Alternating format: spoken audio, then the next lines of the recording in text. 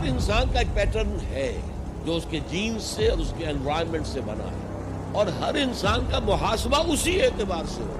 اگر کسی کے شاکلہ میں 100% نیکی کا اللہ تعالیٰ نے صلاحیت رکھی تھی اور اس نے 40% کی ہے، وہ مارا گیا۔ جس کے اندر رکھی ہی 50% تھی، اس نے 40% کر لیا، کامیاب۔ یہ بڑا پیچیدہ مسئلہ ہے قدر کا۔ تقدیر کا جو تصور ہمارے ذہنوں میں ہے وہ صحیح نہیں ہے۔ قدر کہتے ہیں اندازے کو، ایویلویٹ کرنا، کسی چیز کی قدر و قیمت کا اندازہ کرنا۔ ہر انسان کو دو چیزیں ملتی ہیں جس میں اس کا کوئی دخل نہیں۔ اسے والدین کی طرف سے جینز مل رہے ہیں، اس کے اثرات اس کی شخصیت پر ہوں گے۔ پھر جس ماحول میں اسے پیدا کیا گیا ہے اس ماحول کے اثرات ہوں گے۔ ان دونوں سے مل کر شاکلہ بنتا ہے۔ قرآن مجید نے شاکلہ کہا ہے۔ شاکلہ کہتے ہیں پیٹرن کو، لیکن نیکی اور بدی، خیر اور شر، حق و باطل کا چوائس آپ کو دیا ہے۔ And you will be adjusted on the basis of this free will. البتہ کتنی نیکی تم کر سکتے تھے اتنی کر لی، کامیاب، چاہے وہ مقدار میں کم ہو۔ اب جب غزوہ تبوک کے موقع پر حضور نے مسلمانوں سے کہا یہ جیش الاسرہ ہے، ساز و سامان چاہیے، اب لاؤ پیسے پیش کرو۔ ایک غریب انصاری، اس نے ساری رات ایک یہودی کے باغ میں وہ کنویں سے پانی کھینچ کر باغ کو سیراب کیا۔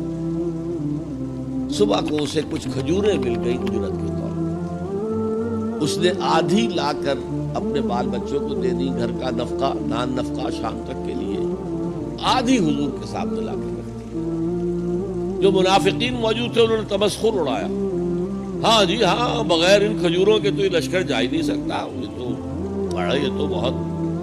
حضور نے کیا کہا؟ ان کھجوروں کو اس پورے ڈھیر کے اوپر پھیلا دو، اللہ کی نگاہ میں یہ پورے ڈھیر سے زیادہ بھاری ہے۔ آپ جو کچھ کر سکتے ہیں کیجئے۔ اللہ تعالیٰ کی لاٹھی اندھے کی لاٹھی نہیں ہے جو برابر چلے سب پر، بلکہ ایوری انڈیویجول اس کے علیحدہ علیحدہ حساب ہوگی۔ اللہ کا کمپیوٹر بہت بڑا ہے، بہت بڑا ہے، بہت بڑا ہے، وہ ہر ایک کی قدر و قیمت کا تعین کر لے گا۔ تو ہر انسان کا ایک پیٹرن ہے جو اس کے جینز سے اور اس کے انوائرمنٹ سے بنا ہے، اور ہر انسان کا محاسبہ اسی اعتبار سے ہوگا۔ اگر کسی کے شاکلہ میں 100% نیکی کا اللہ تعالیٰ نے صلاحیت رکھی تھی اور اس نے 40% کی ہے، وہ مارا گیا۔ جس کے اندر رکھی 50% تھی، اس نے 40% کر لیا، کامیاب ہو جائے گا۔ لا یکلف اللہ نفسا الا وسعها۔ Every individual will be judged according to what was given to him by Allah subhanahu wa ta'ala۔ لیکن تقدیر کا مطلب یہ نہیں ہے that we are bound to do something. No, there is no predestination. It's only pre-knowledge. اللہ نے مجھے اختیار دیا، چاہے یہ کرو چاہے وہ کرو، اما شاکرا و اما کفورا، فمن شاء فلیؤمن ومن شاء فلیکفر۔